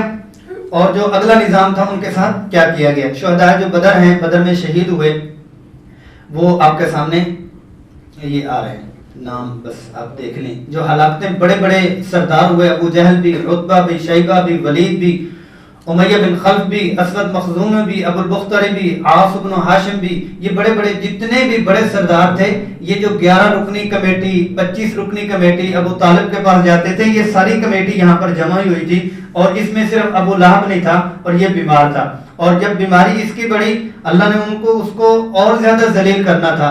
غزوہ بدر کے 8 دن بعد چیچک کی اس کو بیماری لگی، جسم اس کا سڑ سڑ کے بدبودار ہوا. اور جب وہ فوت ہوا، مرا مردار ہوا، تو بیٹوں نے 3 دن تک ہاتھ بھی نہیں لگایا اس کی بدبو کی وجہ سے. اور بعد میں ان کو شرم آئی تو شرم کی وجہ سے کہیں دبا دیا. تو اللہ جل جلالہ نے اس طرح سے ان کو ذلیل کیا اور مسلمانوں کو اللہ جل جلالہ نے کامیاب فرمایا. آپ صلی اللہ علیہ وسلم نے فرمایا ان تمام کو ایک ساتھ ہی ایک کنویں میں ڈال دیا. اور پھر کھڑے ہو کر آپ صلی اللہ علیہ وسلم نے حسرت اور افسوس کے ساتھ یا فلان یا فلان یا ابن فلان، کیا آپ کے سامنے میں کتنی دفعہ پیار محبت سے پیغام لے کے نہیں آیا تھا؟ کیا بار بار میں آپ کو سمجھایا نہیں کرتا تھا؟ اور اللہ جل جلالہ نے فرمایا کہ اگر ہم چاہتے، جیسے پچھلی جو جتنی قومیں تھیں ان کے لیے اللہ پاک نے فرمایا کہ ہم نے فرشتوں کو اس طرح سے استعمال کیا کہ جتنے بھی انبیاء ہیں ان کے ساتھ جو مقابلہ ہوا ہے، انبیاء ایک طرف ہیں، اصحاب اور ان کے اصحاب کی لڑائی اس طرح سے نہیں ہوئی. فرشتہ آیا، کڑاکا آیا، وہ گیا، چنگاڑ آیا، وہ گئے، اوپر سے طوفان آیا، وہ گئے. لیکن اس موقع پر اللہ پاک نے فرمایا یہ اس لیے کیا تاکہ میں مسلمانوں کے دلوں کو بھی ٹھنڈا کروں. ابھی بھی تو کیا اللہ نہیں ہے، ابھی بھی تو کیا اللہ نہیں ہے. اللہ پاک فرماتے ہیں کہ دنیا میں کوئی پتہ بھی اللہ کی مرضی کے علاوہ نہیں ہل سکتا. وہ معیشت ہے، وہ سیاست ہے، وہ انفرادی ہے، وہ اجتماعیت ہے، جو بھی ہے جس طرح سے بھی اللہ ہی فرماتے ہیں. لیکن اللہ جل جلالہ نے مسلمانوں کے دلوں کو ٹھنڈا فرمایا. آپ صلی اللہ علیہ وسلم قیدیوں کے معاملے کے حوالے سے فرمایا کہ قیدیوں کے ساتھ کیا کیا جائے، ان کے سلوک کے بارے میں کیا کیا جائے، کس طرح سے کیا جائے. اس میں چند واقعات ایسے ہیں جو غزوہ بدر کے اوپر آئے بھی ہیں اور غزوہ بدر کے بعد بھی آئے ہیں. اس میں یہ ہے کہ ایک یہ ہوا کہ آپ صلی اللہ علیہ وسلم نے فرمایا کہ بھی مشورہ کر لیتے ہیں کہ ان کے ساتھ کیا کیا جائے. اور کچھ نے کچھ مشورہ دیا. عمر رضی اللہ عنہ نے تو یہ مشورہ دیا جس کا جو رشتہ دار ہے اس کے حوالے کرو اور ایک تلوار دے دو اور گردن اڑا دے.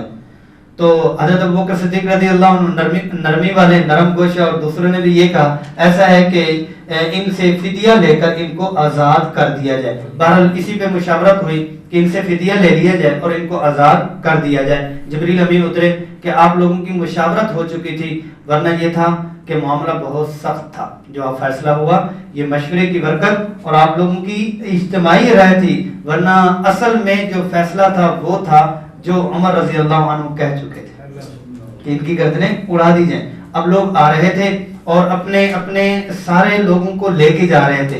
جب اس موقع کے اوپر آپ صلی اللہ علیہ وسلم تمام لوگوں کا جو بھی سونا ہوتا اور اس اوقیہ کے مطابق میں جتنے بھی وہ چاندی ہوتی اس کے مطابق وہ دیکھتے اور قیدی کو چھڑوا کے لے جاتے. اور رات کے وقت میں عباس رضی اللہ عنہ وہاں پر موجود تھے اور ان کے ساتھ ان کے بھتیجے بھی وہ بھی ساتھ تھے. اور رات کے وقت میں آپ صلی اللہ علیہ وسلم یہ کون لوگ ہیں جو تلوار اور ننگی تلواریں ان کے ہاتھوں سے نکال کے ان کو گرفتار کیا گیا. تو آپ صلی اللہ علیہ وسلم رات کے آدھی رات میں صاحب کو فرمایا بھی آؤ، کہ فرمایا کیا ہوا کہ مسجد میں جو قیدی کراہ رہے ہیں اور ان کو تکلیف ہو رہی ہے، یہ تکلیف مجھ سے برداشت نہیں ہو رہی، تو ان کی جو گرے ہیں اور ان کی جو گنڈے ہیں اور ان کو جو شدت ہے یہ تھوڑی سی نرم کر لو تاکہ یہ رات کو سکون سے سو سکے. یہ رحمت للعالمین. آپ صلی اللہ علیہ وسلم جب حضرت عباس رضی اللہ عنہ کو دیکھتے تو دل میں تھوڑا سا ہوتا کہ چچا بھی ہے اور لیکن اللہ کا حکم بھی ہے. تو فرمایا کہ آپ فدیہ لائیں اور آزاد ہو جائیں. کہا میرے پاس تو کچھ بھی نہیں ہے. تو فرمایا کہ آپ کے پاس تو 400 اوقیہ سونا ہے. نہیں میرے پاس تو کوئی بھی نہیں ہے. فرمایا کہ اچھا یہ بتائیں کہ ام الفضل کو جو ان کی بیوی ہے ان کو جو آپ مال دے کے آئے ہیں کہ اگر میں قتل ہو جاؤں تو میرے بچوں کو یہ دے دینا. تم دونوں نے گھر میں گڑھا کھودا اور اس میں وہ مال رکھا، وہ مال کس کے پاس ہے؟ اللہ اکبر. اشہد ان لا الہ الا اللہ واشہد انک رسول اللہ. فرمایا ہاں یہ تو میری اس بیوی کے علاوہ کسی کو پتہ ہی نہیں تھا، کسی ایک کو بھی پتہ نہیں تھا. یہ آپ کو پتہ چل جانا یہ علامت ہے اور یہ دلیل ہے کہ آپ اللہ کے رسول. آپ صلی اللہ علیہ وسلم سب کو دیکھ رہے تو ایک ایسا ہوا، ابو العاص جو رسول اللہ صلی اللہ علیہ وسلم کے داماد ہیں، زینب رضی اللہ عنہ کے خامد ہیں، یہ بھی گرفتار ہو کے آتے ہیں. تو جب ان کا فدیہ سامنے آتا ہے تو آپ صلی اللہ علیہ وسلم کے سامنے ٹوکری میں چیز لائی جاتی ہے تو وہ ہار ایک قیمتی اور خوبصورت ہار ہوتا ہے. تو رسول اللہ صلی اللہ علیہ وسلم وہ ہار اٹھاتے ہیں تو رو دیتے ہیں، آنسو ٹپ ٹپ گرنا شروع ہو جاتے ہیں. اصحاب فرماتے ہیں یا رسول اللہ کیا بات ہے، آپ کیوں رو رہے، کیا کوئی تکلیف ہوئی ہے؟ فرمایا یہ ہار تو خدیجہ کا ہے جو اس نے اپنی بیٹی کو جہیز میں دیا تھا. پہچان لیا فوراً یہ کس کی طرف سے ہے. کہا یہ ابو العاص کو آزاد کروانے کے لیے زینب رضی اللہ عنہا نے بھیجا. تو آپ صلی اللہ علیہ وسلم نے فرمایا کہ اچھا، اصحاب سے فرمایا تم چاہو تو بچی کو اس کی والدہ کی نشانی واپس کر دیجئے، بچی کو اس کی والدہ کی نشانی اس شرط پہ واپس کر دی جائے کہ وہ حضرت زینب رضی اللہ عنہ کو واپس بھیج دے، بس اسی شرط کے اوپر ہار لے جاؤ لیکن میری بیٹی مجھے واپس کر دو. حضرت زینب رضی اللہ عنہ واپس ہوئیں. پھر آگے جو غزوہ خندق کے بعد کا جو معاملہ ہے، اس وقت جب وہ ابو العاص مسلمان ہوئے تو آپ صلی اللہ علیہ وسلم کا یہ والا واقعہ بھی رونما ہوا. ایسے ایک اور واقعہ بھی ہے، وہ عمیر اور صفوان کا ہے.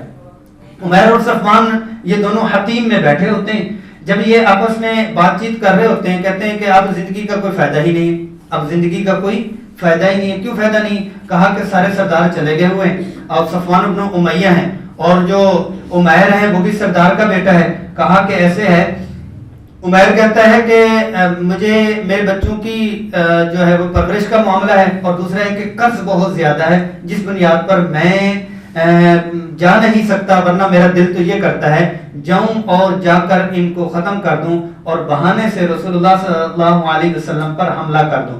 تو صفوان یہ کہتے ہیں کہ بھئی ایسے ہے کہ تیرا قرض بھی میرے ذمہ اور تیرے بچوں کی کفالت بھی میرے ذمہ، تو جا اور اونٹنی لے اور اپنا کام تمام کر کے آتا ہے تو بہت تجھے انعام بھی ملے گا. اب کیا ہوتا ہے کہ یہ عمیر اپنے گھر میں جاتا ہے اور جا کر تلوار، دو دھاری تلوار میں زہر بھرتا ہے اور تلوار لے کر مدینہ المنورہ کی طرف چل دیتا ہے. مدینہ المنورہ میں اس کی قسمت یا اس کی بدقسمت تھی کہ مدینہ المنورہ میں فراست کے جو بادشاہ ہیں عمر رضی اللہ عنہ وہ مل جاتے ہیں. کہتے تیری شکل سے ہی لگ رہا ہے کہ تو کوئی اور نیت لے کے آئے. گردن سے یوں پکڑا، اس نے کہا کوئی سلام، کوئی خیریت، کوئی عافیت؟ کہتے نہیں، تیری شکل سے لگ رہا ہے تیری نیت ہی ٹھیک نہیں ہے. کہتے کیسے نیت میری ٹھیک نہیں ہے؟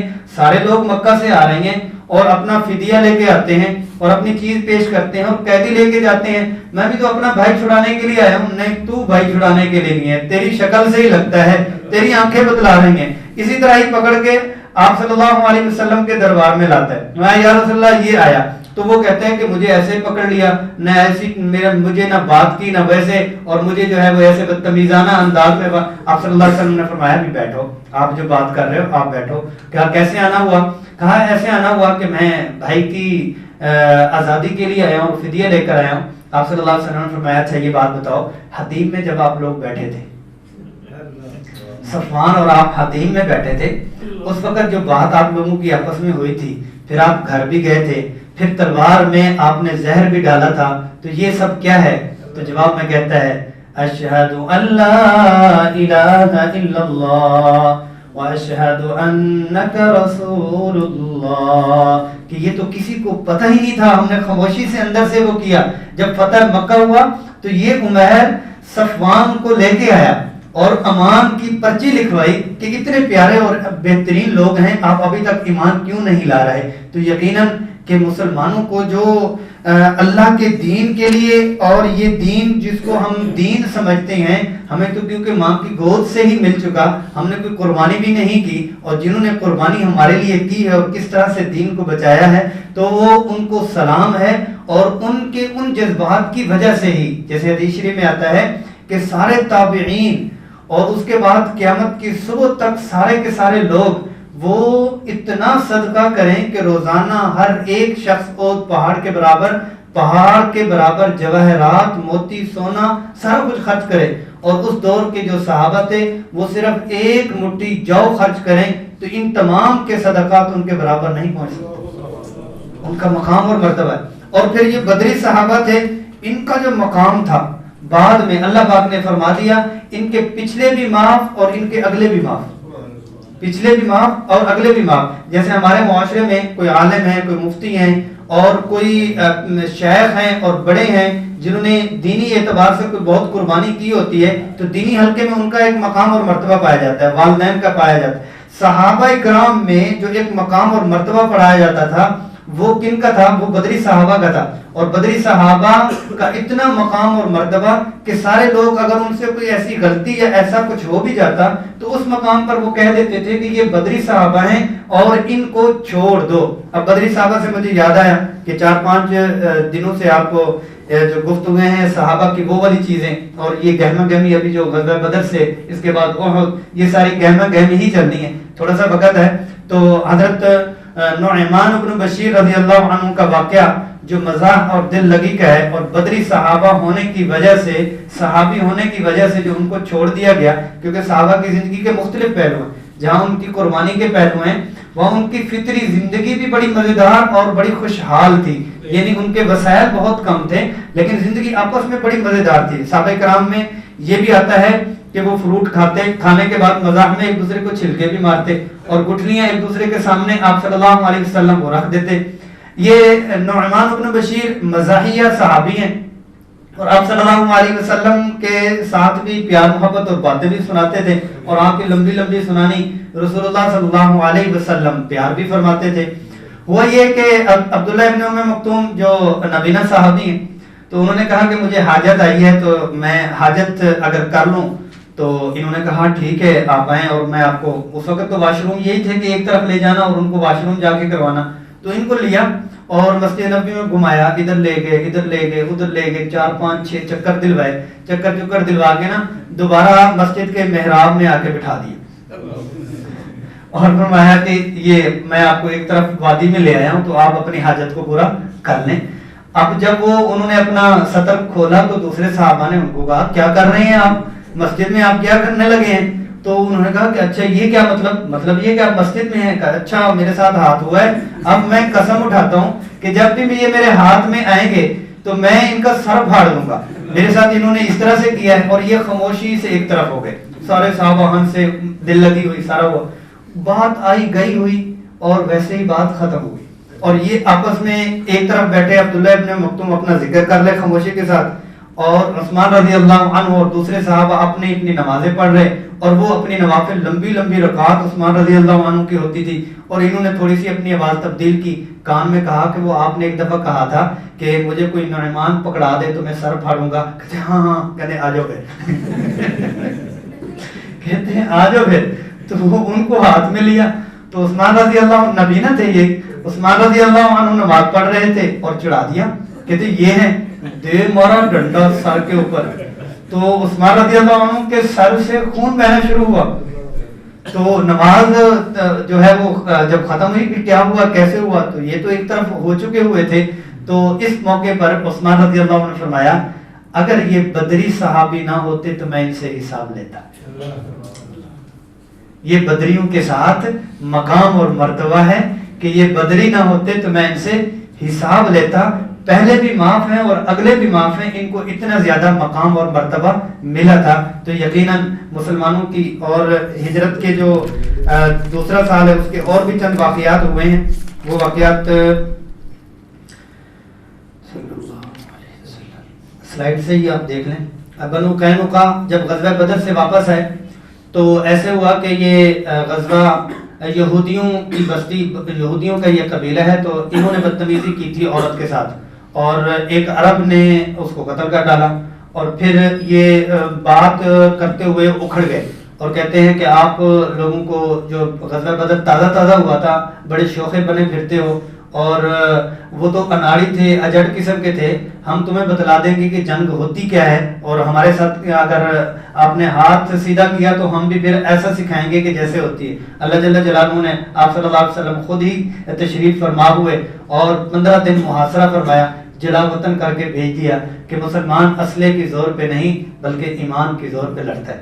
اور غزوہ سبیق بھی ہوا، یہ بھی ہجرت کا ہے. اور کچھ ہجرت کے دوسری ہجرت کے کچھ غزوات جو ہیں وہ یہ صرف آپ ملاحظہ ہی فرما لیں، اس کے اوپر لمبی بات نہیں کرتے. اور احکامات جو ہوئے ہجرت کے دوسرے سال میں، تحویل قبلہ بھی ہوا، اور شعبان اور رمضان المبارک کے روزے بھی ہیں، عید الفطر بھی، صدقہ فطر بھی، عید الاضحیٰ بھی اور قربانی بھی. یہ جو پہلی عید تھی مسلمانوں کی بہت ڈبل عید تھی، یعنی اسلام کی جو پہلی عید تھی. جو پہلا رمضان تھا 12 رمضان کو یہ گئے ہیں، 18 رمضان المبارک 2 دن میں، انہوں نے 3 دن میں 21 رمضان کو غالباً واپس آئے ہیں. تو پہلی عید تھی تو ڈبل عید ان کو ملی. ایک تو یہ ہے کہ مسلمانوں کا ہاتھ اور دل ٹھنڈا کیا گیا، دوسرا ان کی عید بھی اسی میں صدقہ فطر ہے، اسی کے 2 مہینے کے بعد میں دوسری عید ہے، اسی کا گوشت اور اسی کا ہی سارا کچھ. تو یہ سارے احکام ہجرت کے جو دوسرا سال ہے اس میں ہوئے ہیں. تحویل قبلہ، مسجد قبلتین اور تحویل قبلہ کی جو مسجد ہے وہ، اور یہ چند چیزیں جو ہیں وہ آپ ویسے ہی ملاحظہ فرما لیں. اچھا، فاطمہ اسی سال میں حضرت رقیہ کا انتقال ہوا. یہ غزوہ بدر سے صحابہ کہتے ہیں کہ رقیہ رضی اللہ عنہ کی قبر سے ہم ہاتھ جھاڑ رہے تھے تو غزوہ بدر کی ہمیں وہ ہوئی خوشخبری سنائی گئی. فاطمہ رضی اللہ عنہ کا نکاح بھی ہجرت کے دوسرے سال میں ہوا اور ان کی عمر 19 سال ہے. علی رضی اللہ عنہ کی عمر 24 سال ہے. یہ بھی ایک طویل مزیدار واقعہ ہے کہ جس میں آتے ہیں، خاموشی کے ساتھ بیٹھے ہوتے ہیں، آپ صلی اللہ علیہ وسلم بھانپ لیتے ہیں. نکاح اور رخصتی ہوئی اور مہر میں جو دیا گیا وہ 480 درہم ہے. اور جو ان کو وہ دیا گیا، یعنی اس کو جہیز تو ہم نہیں کہیں گے، کہ علی رضی اللہ عنہ کے مال میں سے خریدا گیا. علی رضی اللہ عنہ جو کہتے ہیں نا کہ ان کو جہیز ملا، یہ جہیز ایسے ہے کہ جو وہ ہیں علی رضی اللہ عنہ کے پاس 400 درہم اپنے تھے، اسی سے ہی آپ صلی اللہ علیہ وسلم نے اور انہوں نے اپنی مشاورت کے ساتھ خرید کے یہ چیزیں تھی جو ان کو ملی تھی. جو جہیز والا نظام ہے وہ اسلام میں نہیں ہے، بلکہ اللہ تعالیٰ حفاظت ہی فرمائے کہ اس کی اب تو اتنی شکل عجیب و غریب بن چکی ہوئی ہے کہ اللہ حفاظت فرمائے. وقت تھوڑا ہے ورنہ اس کے اوپر بھی بات کرتے. تو یہ ایک تھوڑی سی جھلک تھی جو آپ کے سامنے رکھی. اللہ جل جلالہ عمل کی توفیق نصیب فرمائے. کل کی ہماری صفت کون سی تھی؟ صبر. جی، آج کی جو ہماری صفت ہے وہ ہم خدمت کر لیتے ہیں. آج کی جو ہماری وہ ہے وہ خدمت کر لیتے ہیں. جن کے والدین ہیں تو وہ والدین کی خدمت کریں، اور والدین کی خدمت میں یہ ہے کہ وہ پوری کی پوری دنیا چھان لیں کہ جو کائنات کے بڑے سے بڑے ولی اللہ اس وقت موجود ہیں، ہر ایک کے والدین ہیں جو سب سے بڑے ولی اللہ ہیں، اور ان کی دعا حدیث کی روح سے مقبول ہے. جو دوسری دعائیں دوسروں کے لیے ہیں، اولیاء کرام کا مقام اور مرتبہ اپنی جگہ ہے، ان کی دعائیں بھی مقبول ہیں، اللہ کے ہاں منظور ہیں. لیکن والدین کی دعا اولاد کے لیے حدیث میں آتا ہے کہ ضرور قبول ہی قبول ہے. تو والدین کی خدمت، اور جو اپنے قریب والے رہتے ہیں ہمسایوں کی خدمت، جو شاگرد ہیں وہ استادوں کی خدمت، اور جو وہ ہیں وہ ان کی خدمت. سمجھ وہ جو وہ ہیں وہ ان کی خدمت. ایک بندہ کہنے لگا کہ ایسے تھا کہ بچپن سے ڈر تھا والدین کا، اور پھر ڈر شروع ہوا استاد کا، پھر جو ہے وہ کالج میں گئے تو پھر پروفیسر صاحب کا ڈر شروع ہوا، اور جاب کی تو باس کا ڈر شروع ہوا. اب جو ہے وہ آخرت ہے اور اللہ کا ڈر ہے. تو بندہ کہتے ہیں درمیان میں وہ بیوی کا نام نہیں لیا. کہتے اسی کے ڈر کی وجہ سے تو نام نہیں لیا. تو یہ ہے کہ جو بیویوں والے ہیں تو وہ اپنے گھر والوں کی، آپ صلی اللہ علیہ وسلم نے فرمایا میں سب سے زیادہ حسن اخلاق کرنے والا ہوں، انا خیرکم لأہلی، اپنے گھر والوں کی سب سے بہترین خدمت کرنے والا میں ہوں. اور یقیناً اخلاقیات میں سب سے بنیادی طور پر جس کا حساب ہوگا وہ بیوی کے ساتھ حسن سلوک کا ہے، کیونکہ باہر کی زندگی اور باہر کے اخلاقیات تو ہم جانتے ہیں، لیکن جو گھر ہے، جو بیوی ہیں، کیونکہ وہ ایک پہلو میں وہ ماتحت ہے، تو اس وجہ سے وہاں والے اخلاقیات جو ہیں اللہ کے ہاں معتبر ہوں گے. اللہ جل جلالہ عمل کی توفیق نصیب فرمائے. یعنی آج کا جو ہمارا صفت ہے وہ یوم الخدمہ ہے. اور 5 منٹ کے لیے درود شریف کی تلاوت فرمائیں. اللہم صلی علی محمد. پیارے نبی کی پیاری ہے سیرت، پیارے نبی کی پیاری ہے سیرت.